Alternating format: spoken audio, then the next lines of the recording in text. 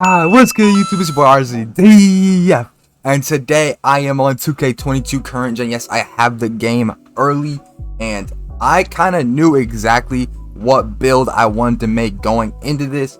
And so when I first got the game, I literally got the game less than an hour ago, and I knew exactly what build I wanted to make. So I went in and I literally tried a few different ways to make this build, and I found the exact way that I wanted to make this build. So let's go and launch the My Player Builder. This is going to be a kind of like Playglass build. If you guys were around in 2K20, it's going to be something very, very similar to that. But for first name, I just went with DF, last name Aurzyn. That's so on the back of my jersey, it says Aurzyn. Position, you are going to want to go power forward. Power forward is a really good position last year, and I think it's just going to be one of the better positions this year as well. You know what I mean, get more badges, stuff like that. Right-handed, I like right-handed, but you can go with whichever hand you want. And then my jersey number, I always go with the 0. Like I said, go with any jersey number you want. And let's get into it. Okay, so you can see they did add a few more pie charts, but like I'm not gonna lie, like this is like pretty similar to last year's builder. But the thing I'm most curious about is how it's gonna perform gameplay wise. If low 3 balls can shoot, it doesn't really matter that it's so similar to last year's builder because low 3-pointers can shoot. But anyway, this is gonna be the pie chart that I'm selecting, and you're thinking to yourself right now, like 59 3 ball, like especially if you just came into 2K and 2K21, that can't shoot.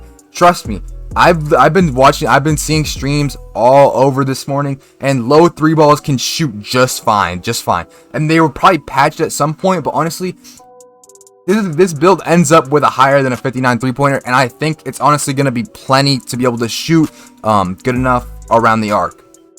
And so we went with the red and yellow, the half red, the half yellow. And then next thing we are going to do is go with the physical profile.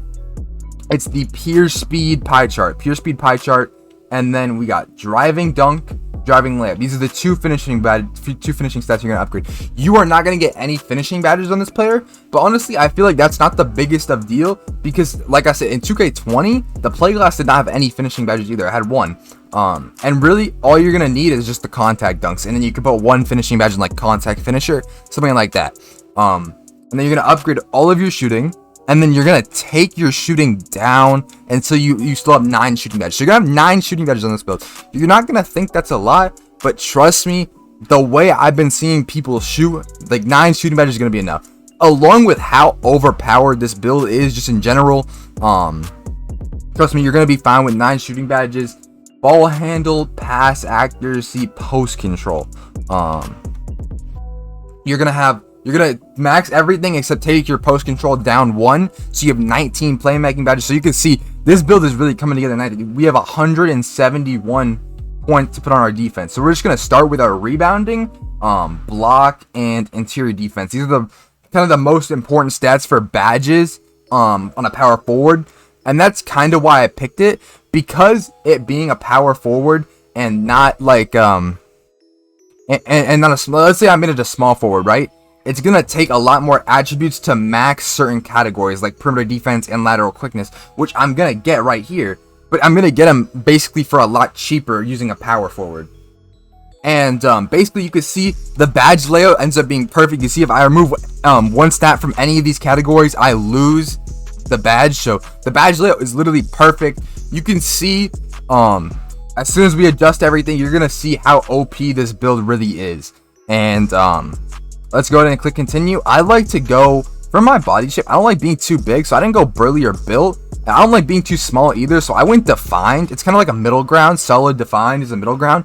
But when you're like a lower weight, I like to go defined because it makes your player like more big. So I don't know. I feel like if I go anything less than defined, my player just looks like too skinny.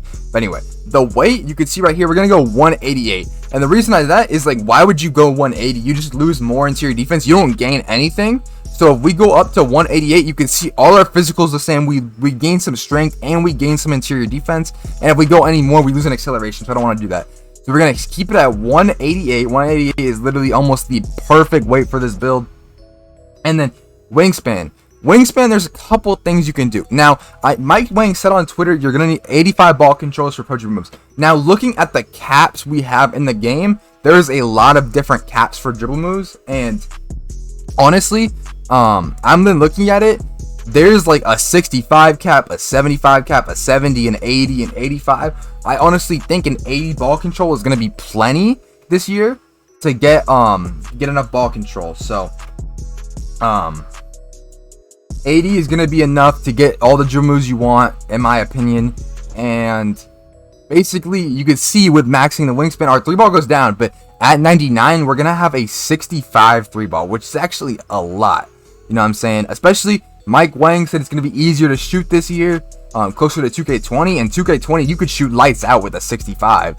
And then you can see 81 driving dunk. I believe the new contact dunk rating is actually 92. For elite contact dunks, but you can get pro contact dunks at 84. So you're going to be able to get contact dunks with this build. And as well as you're going to have that 85 cap. So if there's any dunks that require an 85 dunk, you're going to be able to get those too. And then you could see defensive stats. Obviously, we're going to have an 87 lateral quickness, 79 perimeter defense. The steal is not the greatest, but honestly, I don't really think like steal is that important of a rating, especially in this game. And then we have block, 78 block at 99, 78 offensive rebound, and then 85 defensive rebounds. So this build is really, really well-rounded all around. This is one of the most well-rounded builds in the entire game. So if we hit continue, you can see our takeover options. And in my opinion, honestly, play take is the absolute best takeover for this build. Not only are you going to be able to get ankle breakers, which is extremely fun, especially because the dribbling looks extremely good this year. You're going to be able to get ankle breakers, but you're also going to be able to like have like this super overpowered dimer, and your teammates are going to never miss when you're passing them with play take. So I went ahead and picked play take. Obviously, you can go with one of the other takes, but I just think play take is way, way better. And you guys can see that the build comes out as a playmaking glass cleaner, shades of Jason Tatum, Jeremy Grant, and Tobias Harris, which I'm not exactly what like we're going for, but to be honest, those like player comparisons are not really that accurate. Let's go ahead and test build, and I'll show you kind of what badges I kind of like.